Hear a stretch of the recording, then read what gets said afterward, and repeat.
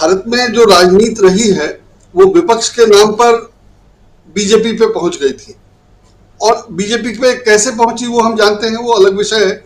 लेकिन नरेंद्र मोदी ने बीजेपी और बीजेपी को लीड किया और 10 साल शासन दिया। तो जो शासन था वो ऐसा नहीं था कि वो फिर सत्ता में आने के लिए कर रहे थे या राजनीति कर रहे थे।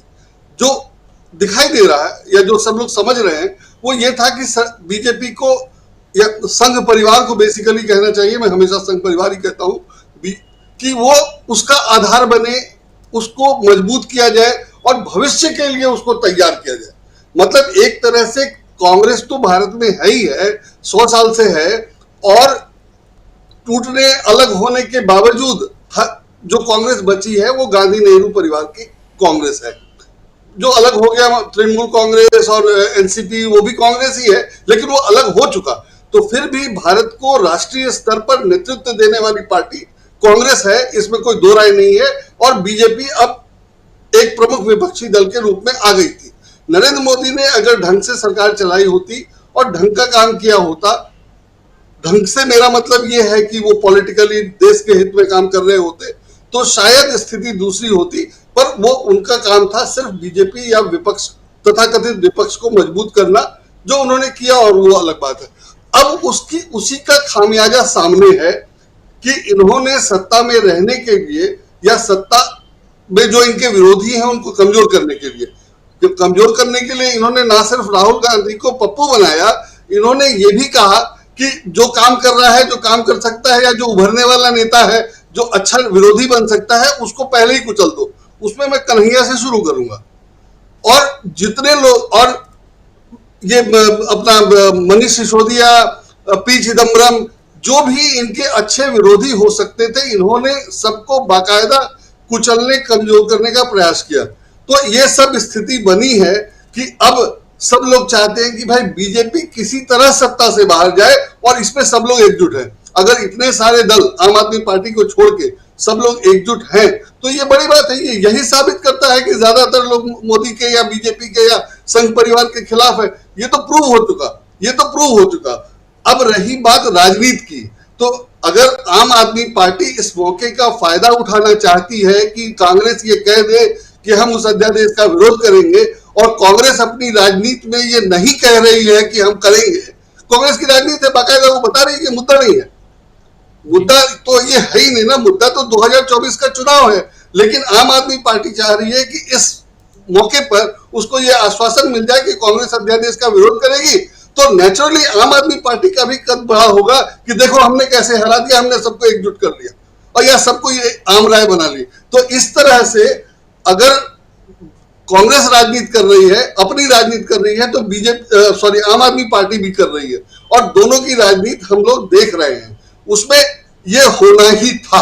मतलब अगर आम आदमी पार्टी कांग्रेस को विस्थापित करके, जैसे दिल्ली में उसने कांग्रेस को ही विस्थापित किया है और कांग्रेस को विस्थापित करके वो आ गई है, तो अगर वो चाहती है कि वो इसी तरह बढ़ते हुए देश भर में छा जाए और कांग्रेस का विकल्प बन जाए, तो वो फिलहाल नहीं हो रहा है, ये अभी दिखाई दे रहा है।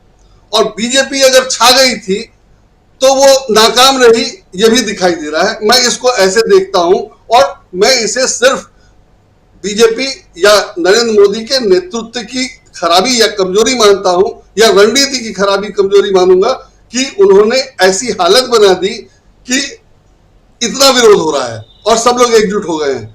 और जहां तक आगे की बात है, तो अभी तक यही चलता था कि विपक्षी सरकार आती थी या दूसरी सरकार आती थी, तो जो पहले सरकार में था, सत्ता में था, उसको परेशान, तंग नहीं किया जाता था। ये अलिखित अघोषित समझौता था और चल रहा था, सब लोग जानते थे, सब लोग समझते थे।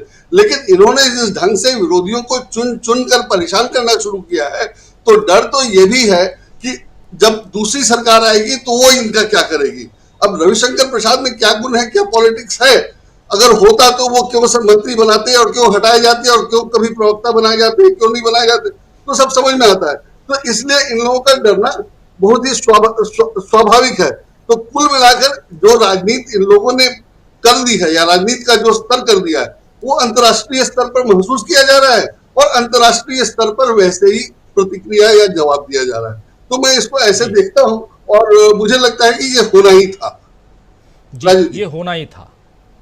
नहीं, मोदी जी बुरे फंसे हैं, ठीक है, उसमें कोई दिक्कत नहीं है, लेकिन 10 साल उन्होंने राज कर लिया और मुझे नहीं लगता कि वो इस लायक थे या हैं।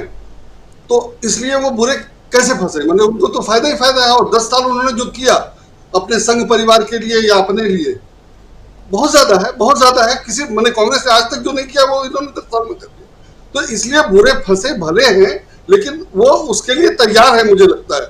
और जैसा गर्ग साहब ने कहा कि उनके पास चालें हैं, अगर अमेरिका में उनका विरोध हुआ तो ये साथ साथ चल रहा है कि 80 बार तालियां बजी की, कितनी बार तालियां बजी, तो वो अपना उनका काम चल रहा है। और जैसा अभी सुनील जी कह रहे थे कि अब वो कामयाबी नहीं है, तो ठीक है, कुछ चालें तो नाकाम होंगी ही, लेकिन आगे उसमें क्या क्या है और क्या क्या अस्त्र हैं वो तो हमें अभी कुछ अंदाजा ही नहीं है। तो वो सब देखना पड़ेगा कि क्या है। और इसलिए वाकई माने भले वो फंसे हुए लग रहे हैं, हमें लग रहे हैं, लेकिन उनके पास जो चालें हैं और जो उनका तरीका है, जैसे ये अपना इन्होंने हुसैन वो कह दिया, तो ये तो मोदी जी का पुराना तरीका है। वो तो जेम्स माइकल लिख दो कहते ही रहते थे, तो ये मोदी जी का ही तरीका है। और बीजेपी में ऐसा नहीं होता है कि विश्व शर्मा ने अकेले कह दिया होगा या अपने स्तर पे कह दिया होगा। यहाँ बाकायदा प्लान बन के करता है और सब लोग कहते हैं, फिर उसको फॉलो किया जाता है, ट्वीट तक के लिए तो निर्देश जाता है। तो इन्होंने ऐसे ही नहीं कहा होगा, ये इनकी रणनीति है, वो अपनी रणनीति पे चल रहे हैं। वो कामयाब रहेगी कि नहीं रहेगी और उसको कामयाब करने के लिए ये लोग क्या क्या करेंगे। जैसे 2019 के समय ही कोई नहीं कह रहा था कि बीजेपी फिर से जीत जाएगी, लेकिन पुलवामा हुआ और उसको उन्होंने जिस ढंग से बनाया या प्रेजेंट किया, उसका उनको फायदा मिला। एक असेंबली इलेक्शन में मायावती ने कहा था कि आश्चर्यजनक है, ऐसे कैसे है, इतने कम वोट कैसे मिलेंगे, ईवीएम की जांच हो और गिनती हो, और मायावती है बीजेपी के साथ है। तो जो स्थितियां हो रही हैं, जो ईवीएम का विरोध कर सकता था वो अब मायावती के साथ है। तो स्थितियां जो बदली हैं और मोदी जी अगर उसको लेकर के साथ चल रहे हैं, तो ये सब हम लोग को भले उसको कंसीडर करना पड़ेगा कि इतना आसान नहीं है।